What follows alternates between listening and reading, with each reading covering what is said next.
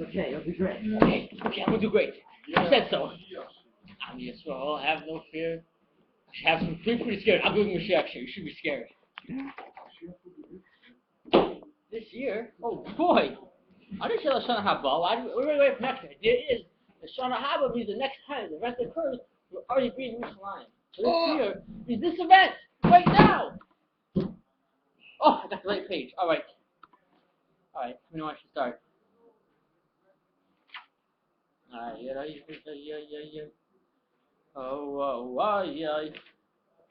Tough shin down. Nice text. We got a beard. I'll use a beard there. It's probably holier. Alright. Want to do shit? I taste better than popcorn. What do you mean? Popcorn for? That's an aesthetic here. Better than popcorn. Okay. Listen, if you think popcorn is better than learning Torah, why'd you come to yeshiva? I should have had popcorn all day. I want to learn Torah while you eat popcorn. I want to learn Torah while you eat popcorn. You can do that out of yeshiva too. No, I can't. You can get more popcorn out of yeshiva than in yeshiva. Yeah?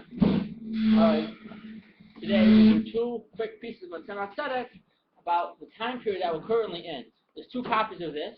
Some would like one copy to follow along. I can share a little bit. So we're going to first do the piece on the top of Aleph Tav Shin Hey, the very top of the page. It says a statement from our sages, and Mashiach will not come until all the neshamas come into bodies. No, it's okay, good. So what does this mean? So it's explaining we have to have beer of man. And also we have to have the Zion Malchus, meaning the seven spheres of Taihu that broke, have to be in a way of Tzir Adam, in the form of a person. Zion Malchus, on a quick tangent. Ask at the end. It has been Tzir Adam. What does this mean? What's the Tzir Adam? What's a person's form? A person's form we can put into three categories. There's the head, the body, and the feet. The head is the level of Chabad, the Chachma Bina Das. The body is the level of Chagas, Chesed Gvura Tiferes. And the legs are the level of Netzach Chayusai and Yehi. And similarly, the three worlds, Bria, Yitzir, and Asiya, are corresponding to these things. So the Neshamas, that fell into the clippers that are in the Mount of Nukva. So these that we refined, they come from the Zion Malchus. So we're going to explain later on. This is seven spheres of Taihu. So they came in three categories.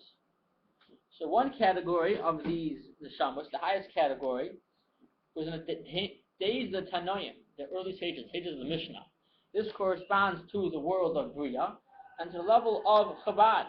Next level of these neshamas that fell from the world of Taihu and came through the clippers of Man, was the days of the Amoraim, the sages of the Gemara. And this corresponds to the levels of Chagas and the world of Yitzira. What's the clippers of Man? Clippers for Man, yeah. Man? Man. Mem. No. It's a separate Kabbalistic. Oh, okay. Sorry, I wish I had more background this time. So the third level of these neshamas that came down, they came down to the lowest of these three levels, came down to the times of the Gaonim all the way until the end of the Achronim. which is a long time. This is this level of Netzach Chod Yesod, corresponds to the world of Yitzira. And this level, lowest level, the Netzach Chod Yesod, the legs, or the Vasiyah, this is called Ikvus Mashiach. These levels, this level of the feet, it's called Ikvus Mashiach, the footsteps of Mashiach.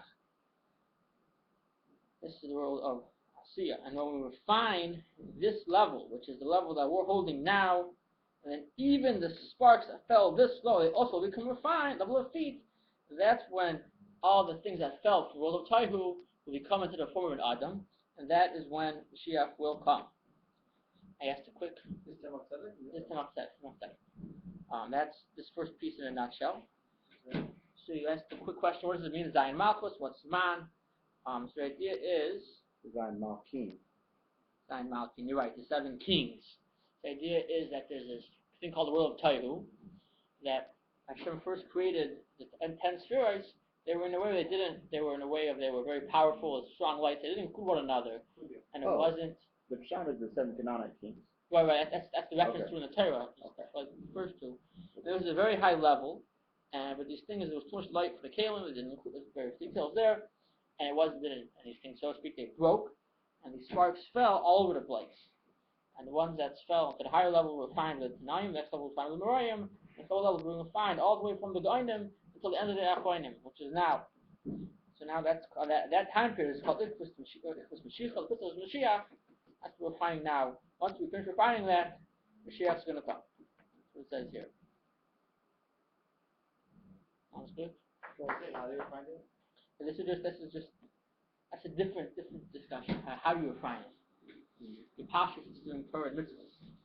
So that was one short piece. Another short piece.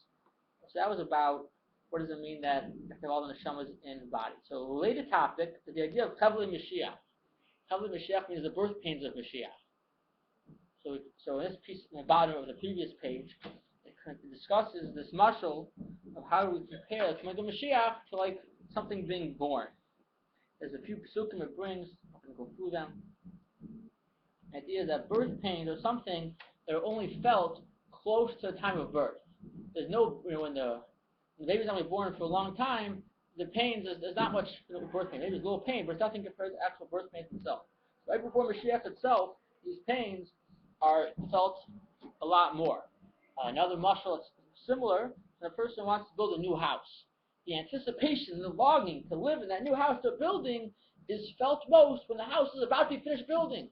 And they're still planning, like there's some planning, there's some work going on, 2 years, the house is okay, it's going to happen. When it's like almost ready, the excitement and the longing and the yearning is felt very strongly at that time. And there's another example here. It brings from in the trot marks in the Torah reading. So there it says that the tifcha comes before asnachta. So it explains that the asnachta is a pause. So it comes in the middle of a pasuk. It kind of breaks up into 2 sections. It's a pause. The idea of a pause is the idea of rest. And this asnachta, the idea of the rest is the menucha. So the rest has to do with Mashiach. The Mashiach is described as being rest for the Chai Ha'ilamim. Chai Ha'ilamim, which is also related to Chai Ha'ilamim, which is a Chai Ha'ilamim Melech. The idea that Chai Ha'ilamim, the life of the world, is the level of Malchus. So the asnachta is this idea of rest, and rest for the life of the world. For Malchus, that's the idea of Mashiach. So explains that this level of it, this trut mark of asnachta, is only followed by a tipcha, which is a little bit of a harsh trut, with a certain gavur and a certain bit of tough times. And that's the idea. Before you have this great rest and this great level of Mashiach, you have before a little bit of birth pains.